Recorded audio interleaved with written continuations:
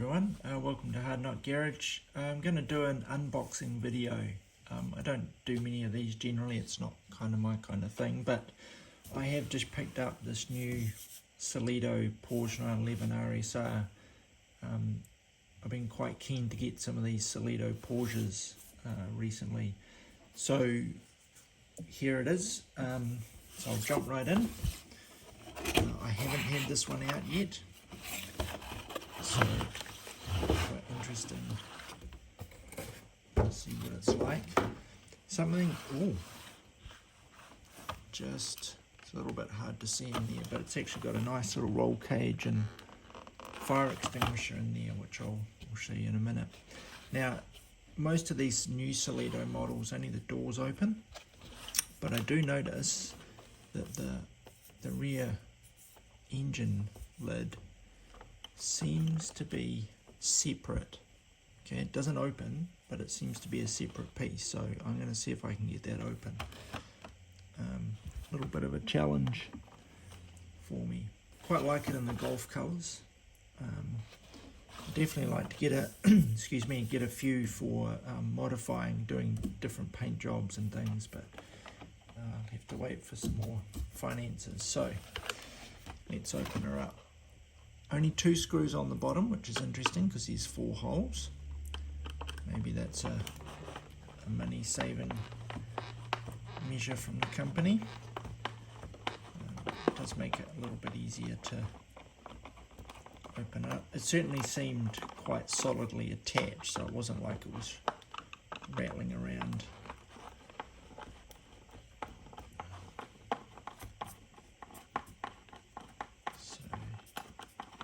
There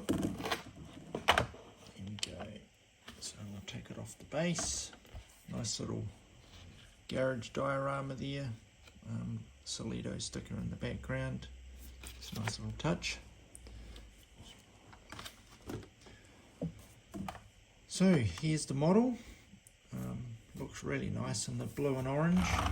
Nice little black stripe around it. Little Porsche badge on the front. Some bonnet clips. The wheels are probably a bit fat, bit chunky. Just struggling a little bit with the light here.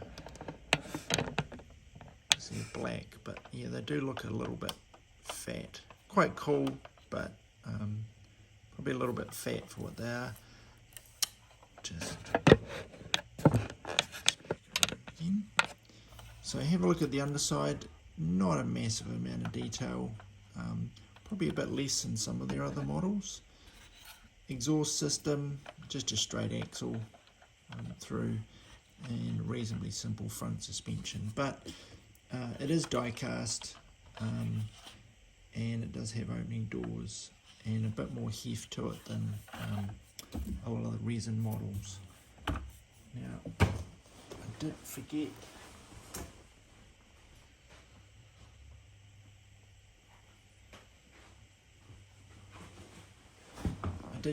to get a scalpel, so I'll just cut away this piece here. There we go. So now we should be able to open the doors.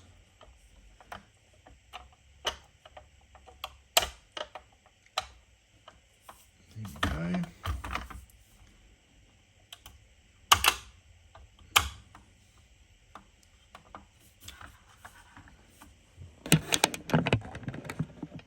So there she is with the doors open. Struggling with the light in here, which is interesting because I've actually got 3 LED lights sitting over this. It just doesn't seem to quite be doing what I need it to do. Let's just zoom in a little there. So you can see it's got the little racing seats here with, I'm guessing it's supposed to be holes in them for weight saving. All the dials. Let's just see if we can focus in there. Right, so the dials actually look quite nice on the dashboard. Pretty simple door trim, but it is a racing car. so it would have been like that. You can see in there there's a little fire extinguisher with the text and bits on it, and a roll cage, which looks pretty good. Now, this bit here is separate, and you can see the decal runs across that gap. So, I'm going to take the body off and see what's under there. You can see there's a few screws on the bottom. It's just, oh yeah, the steering wheel's attached, so let's just see what this looks like underneath. One of the other reasons for doing this is I may end up getting another one to take apart and modify anyway, so might as well figure out how they go together. Not expecting anything too major. It's a pretty simple model. The steering column can sometimes be a bit tricky.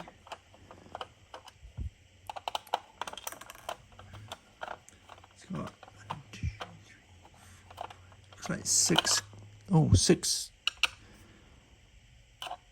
like 8 screws underneath, which is a little more than most.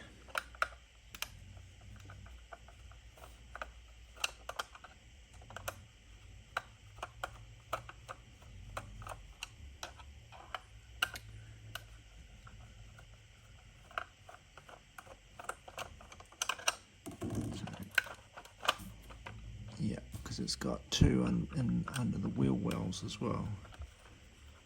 That is a little unusual.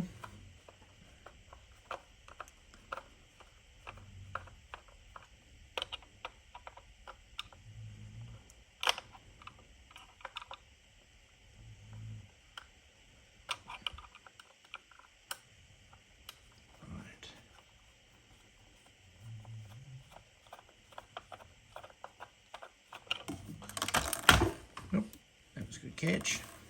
Right. Coming out. Right. Now see it's sticking? That'll be the steering that's holding that in. So I may have to get the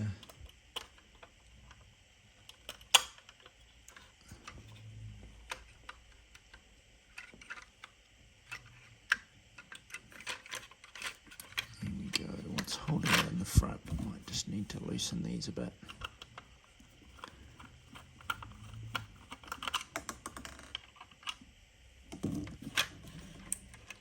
There you go. That was pretty easy, wasn't it? Oh wow. Okay, that's quite interesting. So there's the inside of it. You can see it's a racing car, so it's pretty Spartan inside, but has some nice details. See if we can get a closer look at that dashboard again. Just focus on that, thank you. So those dials look pretty good. It's nice with the blue trim across. There's sort of a passenger footwell. The brake pedals are pretty average, just a bit of moulded plastic. They could certainly look nicer. Quite like the seats. Yeah. So there's that bit. This is interesting. So it still looks like a separate piece, but when you turn it up underneath, there are 2 screws. I didn't see those before. Let's just have a look. So there is a solid body underneath it. I suspect they did this to get the wing moulded nicely. Now just before I take it off, I'm going to have to cut across that decal so that I don't tear it. So just through here, and look at that. So the tail piece is separate. So potentially you could actually swap that for a different one. I did hope that actually it was hollow under here and you could put an engine in there. You could do that, but light off, you would need to actually cut that out, which would be a bit messy, I think. Yeah. So potentially you could do it. You could cut all that out with a Dremel and put a motor in underneath it. That's really cool. Alright, well I'm going to have to go and put all that back together now so I can stick it on the shelf. I hope that was somewhat informative. Quite a nice model. I'm really wanting to get some of the RWB ones of this, but they're a little bit tricky to get where I am. But I definitely hope to add all of those ones to my collection. Alright, thanks for watching.